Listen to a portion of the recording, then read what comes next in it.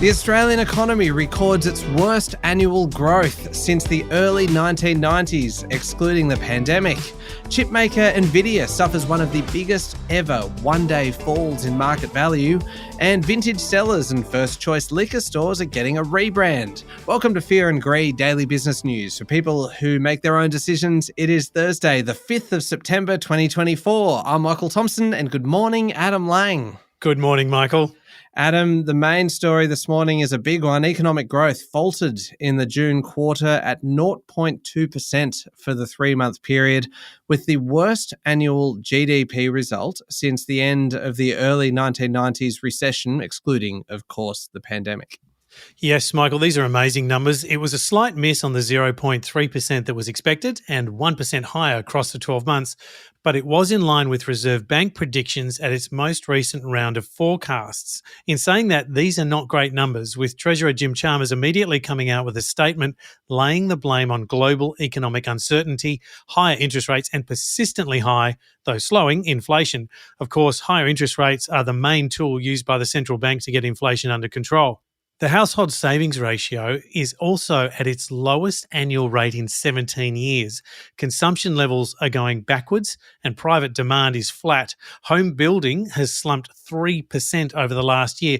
In fact, the only reason we're not in a recession right now is because of federal and state government spending across the country. And Michael, just to add to it, in real terms, that is net of population growth, GDP per capita was down for the sixth consecutive quarter, falling 0.4%. Put simply, we are in a deep per capita recession, and that's how it feels for many households and businesses. Yeah, and as we saw in the data yesterday, households have just stopped spending. They have just cut that discretionary spend, and that is really having then a flow-on effect to a lot of businesses, isn't it? Yeah, Michael, I think that's right. And we're seeing a couple of themes here. One is that people who are buying things normally are looking to shift cheaper to their brands that they're considering. So we're seeing, Coles, Woolworths, home brands get a lot more purchases. We're seeing premium cuts of meat, premium groceries drop down a level. We're also seeing people just spend less. And in this interview that we do today with Jo Masters, Barrenjoey's chief economist, she even talks about some people eating less. It's quite incredible the impact this is having across the board. Yeah, absolutely. And definitely stick around for that chat. It is coming up after the show. Chief economist Jo Masters from Barrenjoey Capital Partners, who really she goes straight to the core of it. And as she says, it is actually a pretty confronting story behind these figures. And that's a great example. The fact that people are buying less food, which just leads to a really horrific kind of scenario, isn't it? That the people are actually eating less and perhaps not eating enough, and it is because they just don't have the money to spend. It's a staggering figure, isn't it? Indeed. And from a political side, Adam, this is looking increasingly challenging for the government with an election, well, at some point around the corner, isn't it? That's right, Michael. We know that the election has to be called by May 2025, and as we've observed earlier in the week on this show, Chalmers has had a tense week as it appeared to some that he was confronting the Reserve Bank of Australia about its high interest rate levels. John Howard even told The Australian this week that Chalmers was panicking and disloyally heaping blame on the Reserve Bank Governor Michelle Bullock for the state of the economy. The Treasurer has disputed that was his intention and said the GDP figures were a vindication of the government's approach to the budget, by which he means not cutting deeper in terms of spending, as without that contribution, there would have been no economic growth over the quarter. He said his expectations for modest growth in the economy over this financial year have not been changed by these figures. All right, let's take a look then at local markets yesterday. The S&P ASX 200 closed down 1.9%. Not a good day at all, down to 7,951 points.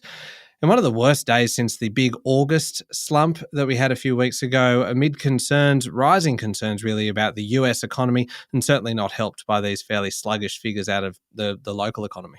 Yeah, Michael, the ASX was hammered yesterday. In terms of sectors, everything was in the red. Utilities and industrials were down the least. Gold, resources and energy sustained some of the biggest drops amid global fears about commodity supply. Mineral exploration company Deep Yellow, and unsurprisingly, Michael, that focuses on uranium, suffered the steepest losses and their shares fell by more than 8%.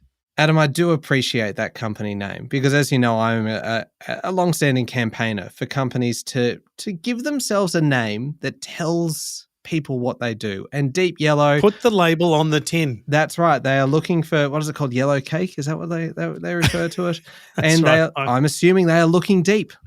So you know what? Deep Yellow, that's the tick from the Michael Thompson school of naming companies. Yeah. They're not gazing into souls, they're looking for uranium. That's right. It does make you wonder about the name Fear and Greed. It's probably a little bit mysterious then, isn't it? I think it's very literal. Let's not pay too much attention to ourselves here. Let's keep the focus elsewhere. Please go on, Adam. Very well. So yesterday, Michael, one of the worst performers on the ASX was Fortescue Metals, which was trading ex-dividend and ended the day down 8.5%. De Grey Mining, Paladin, Liontown and Gold Road Resources also had sharp losses. Among the best on the bourse was can and bottle maker Aurora, which was up 72.2%. It announced a plan to sell its American packaging arm in a deal with almost $1.8 billion, with the cash to be used to help pay down debt and invest in a Queensland can manufacturing plant. And a quick update on the air trunk deal that we mentioned yesterday. This is spectacular. This has now been finalised. The deal was valued at $23.5 billion in a sale to Blackstone, with the data centre business founder Robin Cooter taking home about $500 million in cash and retaining a stake in the business, as well as staying on as CEO. Good work, Robin Cooter. Oh, well played. All right, what about overseas, Adam? Just a couple of spectacles on this one too, Michael. Nvidia has continued to be one of the biggest international market stories of the week. In just one day, shares in the chipmaker fell by more than 9%, which is a loss of about US $279 billion in market value. Just incredible. It followed two separate analysts raising questions about AI demand and the hype around the industry. Nvidia has also received subpoenas from the US Justice Department amid an antitrust investigation. Michael, outside Nvidia, around the rest of the world, Brazil's economic growth has surprised the markets and economists, growing by 1.4% in the second quarter, and that's 3.3% for the year. There are expectations of a rate rise in a couple of weeks when the BCB, that's the Banco Central do Brasil, meets. Oil prices are on the slide again, and this time dramatically. A barrel of crude has dipped below US $70. Now, behind the downward momentum is commentary from a Libyan central banker that an OPEC deal is imminent, which would put about 500,000 barrels of Libyan crude oil back into supply.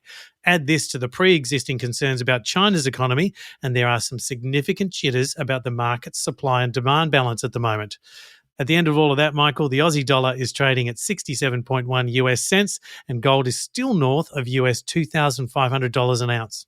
There's a lot going on, Adam, but still, my highlight so far today is your superb South American pronunciation of the Brazilian central bank. Yeah, don't critique it too much, though, for any native speakers, please. Be kind. Oh, just, you know what? It brought a little bit of cultural flair to the tried. show. Yeah, and usually we're lacking in that space, so well played.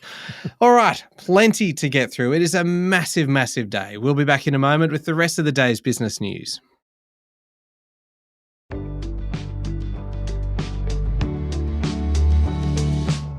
Adam, the Future Fund has posted a 9.1% annual return, or about $18.8 billion worth for the year to 30 June 2024.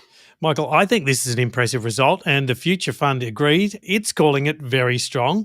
Given the rocky domestic and global economies, the total value of the Future Fund is now $224.9 billion, and that's a new record, and its 10-year returns have well exceeded its mandate, which is to achieve a return of CPI plus at least 4 to 5% on top. That's inflation plus 4 to 5%. What was most interesting, though, were the comments made by new chair Greg Combay, who took over from Peter Costello in June. Combay, who has a superannuation pedigree, was previously at the Net Zero Economy Agency, and his comments alongside these results were that the energy transition promises plenty of opportunities for the Future Fund and investors. It'll be interesting to see where he takes that opportunity next. And in a similar space, Adam, the Climate Council's environmental report card is in.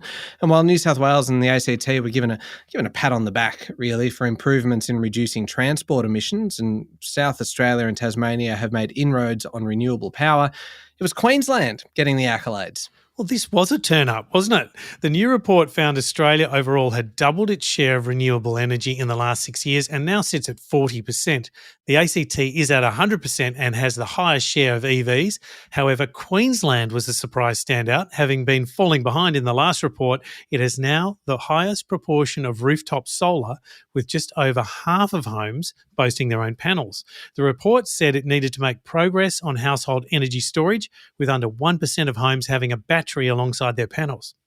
And on the same topic, the federal government has just announced it will fund 6 new large batteries in Victoria and South Australia. Yeah, Michael, these batteries are expected to deliver 1,000 megawatts of storage by 2027. It's part of the government's overall renewables strategy and is under the Capacity Investment Scheme, which was oversubscribed with interest by bids for projects that would deliver 19 gigawatts, much more than the 600 megawatts they originally had in mind.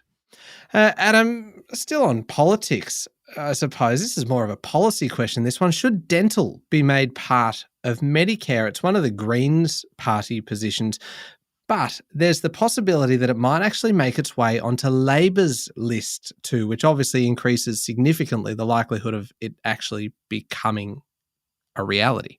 Yeah, Michael, I've always wondered why dental wasn't part of Medicare. I mean, in the end, you have to understand it's due to cost, but philosophically, it should be there.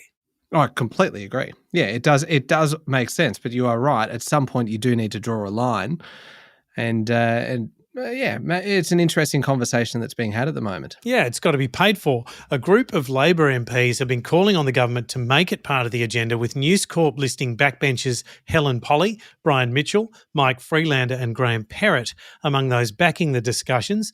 It would come with a very big cost, with Greens estimates of needing about $45 billion to do so. 45 billion worth of teeth work, Michael. It's an enormous number.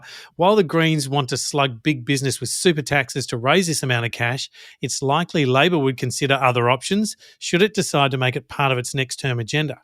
Now, this next story, Adam, has some pretty concerning data. Thousands of private businesses across Australia are defaulting on tax debts, leading to many failing, according to new Creditor Watch data. Yeah, Michael, you're right. It is concerning. About 34% of those with a $100,000 tax debt that is 90 days overdue have chosen to close or become insolvent, and that's about 7,000 businesses. The tax office has started ramping up action against those who are failing to repay tax debts after a long period of relaxed rules during the pandemic, and that is seeing lots of businesses come unstuck, especially amid the current economic challenges. It's a mixed picture across industries, with information, media and telecommunications at the highest for business failure rate when there's a big outstanding debt. This is followed by electricity, gas and waste services, food and beverage, manufacturing and construction. Arts and retail also rank relatively poorly. And please, if you are in a business that is struggling, seek professional help if needed. The ATO website has information and contact details that can support you. Yeah, well said. I mentioned this one at the top of the show, Adam. Your local vintage Cellars or first choice bottle shop might soon be rebranded as Liquorland. It's part of a new approach from Coles as it tries to take on Dan Murphy's, which is really a juggernaut in this space, isn't it? In a more significant way. It is, Michael, and this rebrand will affect some stores under a pilot program in South Australia, Queensland and Victoria, which will kick off in November. The idea is to rename vintage Cellars stores as Liquorland Cellars and First Choice as Liquorland Warehouse. And if they think it's a goer after the pilot, then every store across Australia will be rebranded. Coles told the Financial Review that its research of customers showed Liquorland was Coles' most recognised brand. So this was about having the strongest brand offer they could and drive more customers. Different prices and promotions will still appear across the Cellars and Warehouse offshoots, but the marketing will become more consistent. All right, turning to international news now, and former US President and current Republican candidate Donald Trump is pleading not guilty to a revised indictment. Yeah, Michael, a couple of strong international stories to finish. The accusation that Trump allegedly attempted to overturn his 2020 election loss But the indictment was amended after the US Supreme Court found he had immunity for actions taken when president. Trump has waived his right to appear in court, with lawyers entering the plea on his behalf. He also pleaded not guilty last year to the earlier indictment. His lawyers are back in court later this week for a hearing, with only 2 months until Americans head to the polls. Love how you started that story by saying a couple of very strong stories to finish on. Because this next story, I don't know. It's strong to me, Michael. It's strong to you. You've got a very personal connection to this one, don't you? I do. Hello Kitty is having a moment, including on the stock market, Adam. A new cafe focused entirely on Hello Kitty just opened in LA. So, Michael, I spent some time as a kid living in Japan, and in the late 70s, Hello Kitty, I'd come from Sydney to Tokyo, and Hello Kitty as a brand was just a complete mystery to me.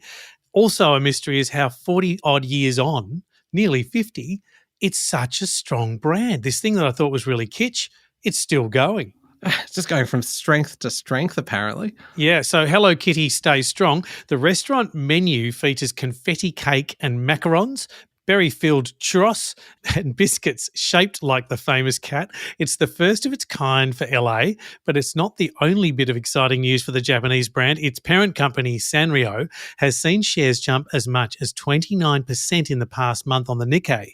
The last year has seen Hello Kitty benefiting from renewed tourism, with Bloomberg saying that more recent intense weather has driven people indoors, and clearly some of them to their stores. That has benefited indoor theme parks, of which Sanrio has many that feature characters like Hello Kitty. Will you be going to a Hello Kitty theme park, Adam, just to relive your childhood? Look, if I can make it to Japan, which I really love, I don't know that I'll make time for Hello Kitty. It's not quite at the top of the list for you. Is that what you're saying? No, a little south of the top. Oh, okay. All right. Up next is the Fear and Greed daily interview. Your guest today, Adam, is Joe Masters, Barrenjoey Capital Partners Chief Economist. Yeah, Michael, the national accounts data that came through yesterday from the Australian Bureau of Statistics, there are tough numbers in there. But Joe Masters helps to make that data very clear, and what the picture ahead is like, it's actually really insightful.